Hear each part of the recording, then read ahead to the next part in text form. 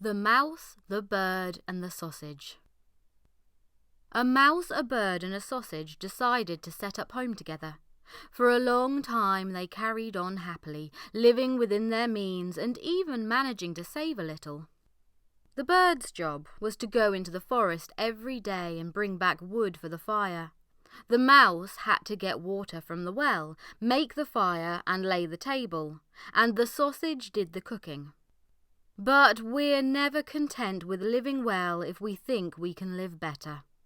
One day, as the bird was in the forest, he met another bird and boasted about his pleasant way of life. The other bird only called him a poor dupe.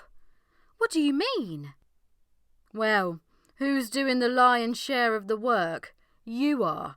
You have to fly back and forth carrying bits of heavy wood while the other two take it easy. They're taking advantage of you, make no mistake about it." The bird thought about it. It was true that after the mouse had lit the fire and carried the water in, she usually went to her little room and had a snooze before getting up in time to lay the table. The sausage stayed by the pot most of the time, keeping an eye on the vegetables, and from time to time he'd slither through the water to give it a bit of flavouring. If it needed seasoning, he'd swim more slowly. That was more or less all he did. When the bird came home with the wood, they'd stack it neatly by the fire, sit down to eat, and then sleep soundly till the next day. That was how they lived, and a fine way of life it was.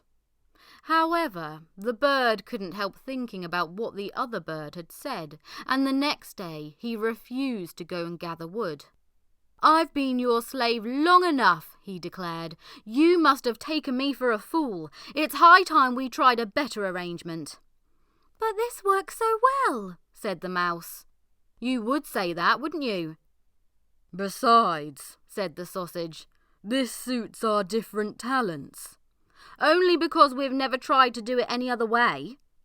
The mouse and the sausage argued, but the bird wouldn't be denied.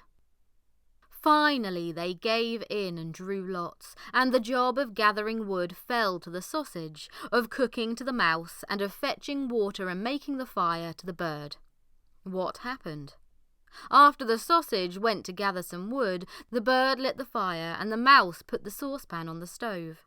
Then they waited for the sausage to come back with the first load of wood. But he was gone so long that they began to worry about him, so the bird went out to see if he was all right. Not far from the house he came across a dog licking his lips. "You haven't seen a sausage, have you?" "Yeah, I just ate him. Delicious." "What do you mean? You can't do that. That's appalling. I'll have you up before the law." "He was fair game. There's no sausage season that I know of." "He certainly was not fair game. He was innocently going about his business. This is outright murder." "Well, that's just where you're wrong, chum. He was carrying forged papers, and that's a capital crime." "Forged papers? I've never heard such nonsense. Where are they? Where's your proof?" "I ate them too." There was nothing the bird could do. In a fight between a dog and a bird, there's only one winner, and it isn't the bird. He turned back home and told the mouse what had happened. "Eaten?" she said. "Oh, that's dreadful. I shall miss him terribly." "It's very sad. We'll just have to do the best we can without him," said the bird. The bird laid the table while the mouse put the finishing touches to the stew. She remembered how easily the sausage had managed to swim round and around to season it, and thought she could do the same. So she clambered onto the saucepan handle and launched herself in. But it was either too hot and she suffocated, or else she couldn't swim at all and she drowned. But at all events, she never came out. When the bird saw the vegetable stew coming to the boil with a dead mouse in it, he panicked. He was making up the fire at the time, and in his shock and alarm he scattered the burning logs all over the place and set fire to the house. He raced to the well to get some water to put it out, but got his foot caught in the rope, and when the bucket plunged down the well, down he went with it. And that was the end of them all.